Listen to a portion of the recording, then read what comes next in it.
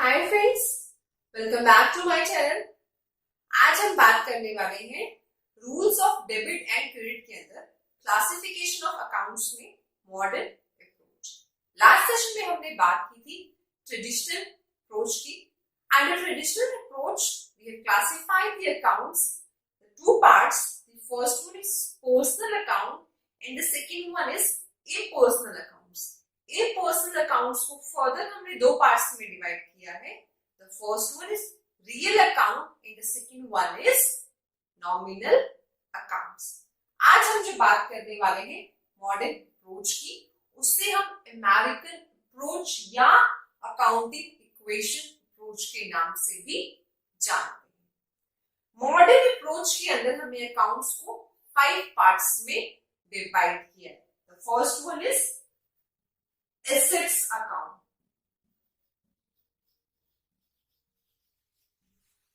Assets account, asset हम किसे बोलते हैं? कुछ भी ऐसा जो कंपनी के अपने नाम से हो। कंपनी के अपने नाम से लैंड एंड बिल्डिंग हो सकती है, फर्नीचर हो सकता है, कंप्यूटर्स हो सकते हैं, डेटर्स हो सकते हैं। डेटर्स क्या है कि हमने माल उनको उधारी पे बेचा है, क्रेडिट पे बेचा है, तो वो हमारे लिए क्या है? हमारी असेट है। तो इसमें डेटर्स हो गया। देन हमारे बैंक में जो भी उस कंपनी के अकाउंट में पैसा है वो भी उसके लिए उसकी असेट है। यानी कि ऐसा कुछ भी जो कि उस कंपनी के अपने नाम से हो और ऐसा जिसमें उसे कुछ मिलने वाला है, पे नहीं करना, मिलने वाला है, उसे हम एसेट बोलते हैं। तो एसेट में हमने क्या बात की? हम डालते हैं लैंड एंड बिल्डिंग। ठीक है, first is land and building. उसके बाद फर्नीचर्स, फिक्सचर्स, मशीनरी, ठीक है, डेटर्स और प्रीपेड एक्सपेंसेस। प्रीपेड एक्सपेंसेस भी क्या है? हमने कोई एक्सपेंस एडवांस में पे कर दिया, अभी पे नहीं करना था बट हमने एडवांस में पे कर दिया, तो वो भी हमारी कंपनी के क्या हो जाता है? उसकी असेट हो जाती है। कैश एंड बैंक बैलेंस, ये सब हम क्लासिफाई करते हैं अपने असेट्स अकाउंट में। ठीक है, अब असेट्स अकाउंट में हम रूल क्या अप्लाई करते हैं? बहुत ध्यान से सुनिएगा और बहुत ध्यान से समझिएगा। डेबिट और क्रेडिट ऐसा नहीं है कि सभी केसेस में कुछ डेबिट करना है, क्रेडिट करना है। उसके पीछे लॉजिक है, उसके पीछे रीजन है, उसे हमें ध्यान से समझना। ठीक है, हम एसेट्स अकाउंट में बोलते हैं increase in assets is debit. यानी कि अगर असेट में कुछ भी इंक्रीज हो रहा है तो उसे हमें डेबिट करना है। दैट मींस उस पर्टिकुलर अकाउंट के डेबिट साइड में शो करना है। ठीक है, तो असेट्स अकाउंट में मैंने क्या बोला? Asset increase in assets, increase in assets is debit.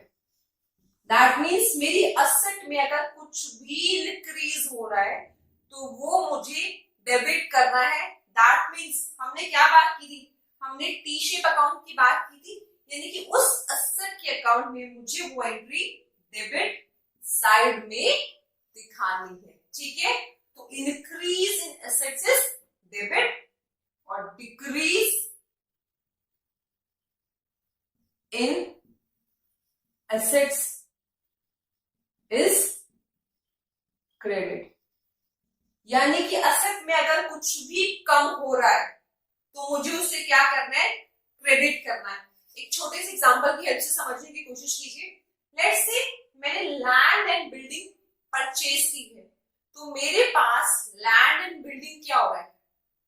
Asset है, इंक्रीज हो रही है। तो अगर वो इंक्रीज हो रही है तो मैं क्या करूंगी? उस अकाउंट को डेबिट करूंगी। और अगर मैं वही लैंड बिल्डिंग सेल करने जा रही हूँ तो मेरे लिए लैंड बिल्डिंग कम हो रही है, मेरे यहां से एक एसेट जा रही है, तो उसे मैं क्या करूंगी? क्रेडिट करूंगी। इंक्रीज हो रहा है तो डेबिट करना है और डिक्रीज हो रहा है तो क्रेडिट करना है। ठीक है, अब आगे बात करते हैं सेकंड अकाउंट की। सेकंड अकाउंट हमारा इसके अंदर आता है लायबिलिटी अकाउंट्स। फर्स्ट हमारा एसेट अकाउंट, सेकंड आता है हमारा लायबिलिटी अकाउंट। ठीक है, अब लायबिलिटी कुछ भी ऐसा अमाउंट जो कंपनी को पे करना है, वो कंपनी ने बाहर से लिया हुआ है। It can be in the form of cash और credit. Let's say creditors. Creditors क्या होते हैं कि कंपनी ने बाहर से कुछ अमाउंट, बाहर से कुछ गुड्स क्रेडिट पे परचेज, तो उसे हम क्या बोलते हैं, क्रेडिटर्स। तो लायबिलिटी अकाउंट्स में हमारा क्या आता है, क्रेडिटर्स। उसके बाद आउटस्टैंडिंग एक्सपेंसेस, हमें कुछ पे करना था बट अभी तक हमने पे नहीं किया, आउटस्टैंडिंग एक्सपेंसेस भी हमारे लायबिलिटी अकाउंट्स के अंदर आते हैं। ठीक है, यानी कि कुछ भी ऐसा अमाउंट जो कंपनी को पे करना है, उसकी लायबिलिटी है, वो हम लायबिलिटी अकाउंट्स के अंदर क्लासिफाई करते हैं। ठीक है, अब लायबिलिटी अकाउंट्स में हम क्या रूल फॉलो करते हैं, increase in liability is credit. ये एसेट का जस्ट अपोजिट होता है, यानी कि मेरी लायबिलिटी में अगर कुछ भी इंक्रीज हो रहा है तो उसे मुझे क्रेडिट करना है। ठीक है, and decrease in liability, decrease in liability is debit. और अगर लायबिलिटी में कुछ भी कम हो रहा है तो उसे मुझे क्या करना है, डेबिट करना है। लेट्स से मैंने क्रेडिटर्स की पेमेंट कर दी, तो क्रेडिटर्स की पेमेंट करने के बाद क्रेडिटर्स क्या हो रहे हैं, डिक्रीज हो रहे हैं। और अगर मेरे क्रेडिटर्स डिक्रीज हो रहे हैं, दैट मींस मेरी लायबिलिटी कम हो रही है, और लायबिलिटी कम हो रही है तो मुझे उसे डेबिट करना है।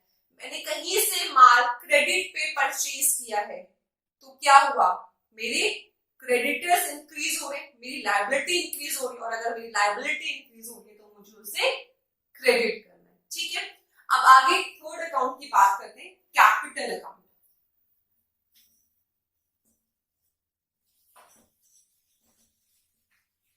थर्ड आता है हमारा कैपिटल अकाउंट।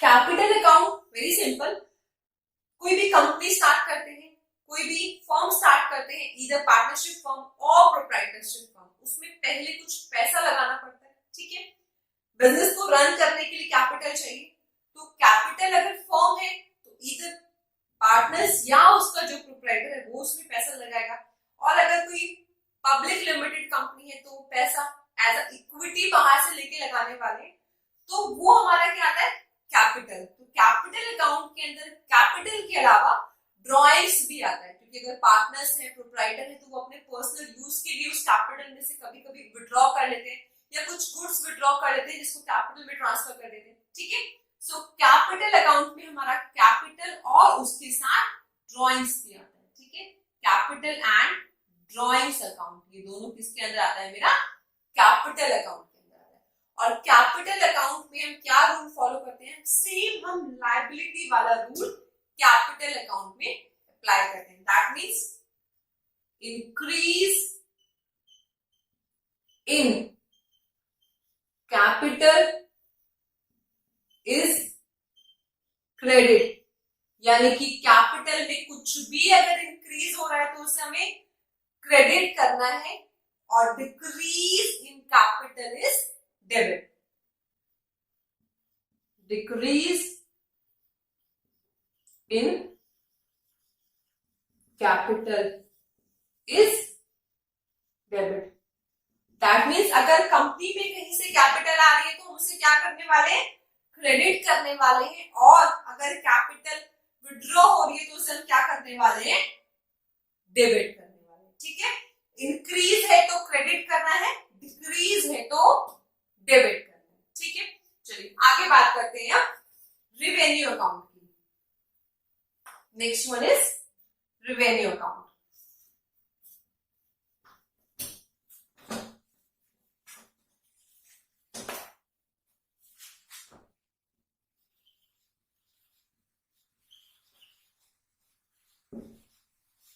ठीक है। रिवेन्यू अकाउंट, रिवेन्यू में क्लासिफाई करते हैं कोई भी इनकम या गेन। तो रिवेन्यू अकाउंट में किसी भी तरह की इनकम या गेन। अब इनकम कैसे कैसे हो सकती है? फॉर एग्जाम्पल हमें कहीं से इंटरेस्ट रिसीव हो रहा है, इंटरेस्ट रिसीव ये बैंक से भी हो सकता है, या हमने मार्केट में किसी को उधारी में पैसा दिया हुआ है तो उससे भी हमें मिल सकता है। इंटरेस्ट रिसीव्ड हो गया, कमीशन रिसीव्ड हो गया, ठीक है। इस तरह की इनकम हमें कहीं से मिल सकती है। या सेल्स अगर हम कर रहे हैं तो सेल्स से भी हमें पैसा आ रहा है, तो सेल्स भी हमारा किसके अंदर आता है? रिवेन्यू के अंदर आता है, ठीक है। और रिवेन्यू में हम क्या रूल अप्लाई करते हैं? रिवेन्यू में हम रूल अप्लाई करते हैं increase in revenue is credit, यानी कि कोई भी अगर इंक्रीज हो रहा है रिवेन्यू में तो वो मुझे क्रेडिट करना है, and decrease in revenue is debit. और अगर कोई भी डिक्रीज हो रहा है तो वो मुझे डेबिट करना है। लेट्स से मुझे कहीं से अगर इंटरेस्ट रिसीव हो रहा है तो मुझे उसे क्या करना है? क्रेडिट करना है, ठीक है। सो कहीं से भी इंक्रीज हो रही है मेरी इनकम, कैसे भी करके इंक्रीज हो रही है उसे क्रेडिट करना है, और डिक्रीज हो रही है तो उसे मुझे डेबिट करना है, ठीक है। अब लास्ट में हमारा आता है expense account. Last one is our expense account.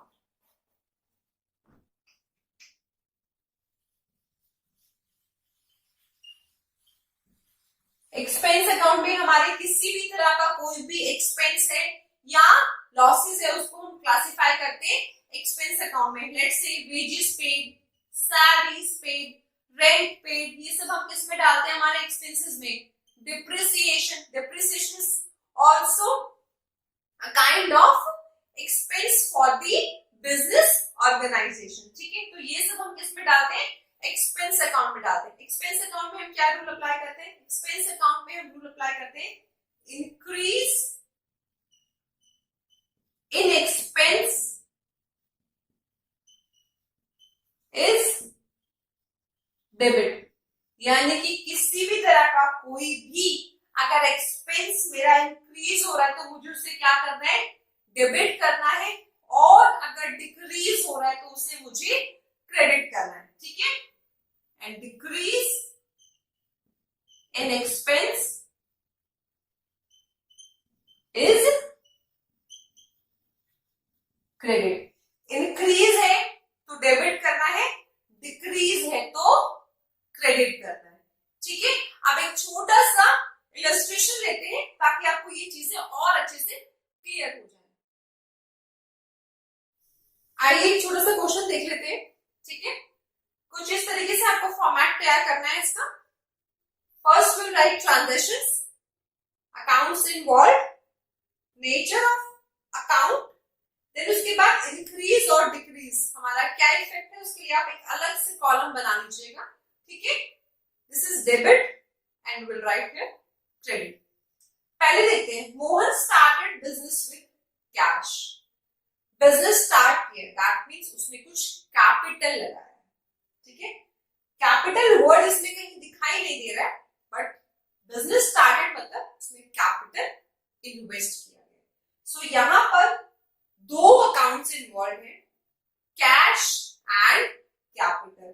Cash हमें स्पेसिफिकली मेंशन नहीं है, बट कैपिटल बिकॉज स्टार्ट किया दैट मींस कैपिटल इन्वेस्ट किया। तो यहां पर मेरा कैश और कैपिटल दो अकाउंट्स इन्वॉल्व है। बिजनेस में पैसा इन्वेस्ट किया है, दैट मींस बिजनेस में कैश भी आ रहा है और बिजनेस में कैपिटल भी आ रहा है।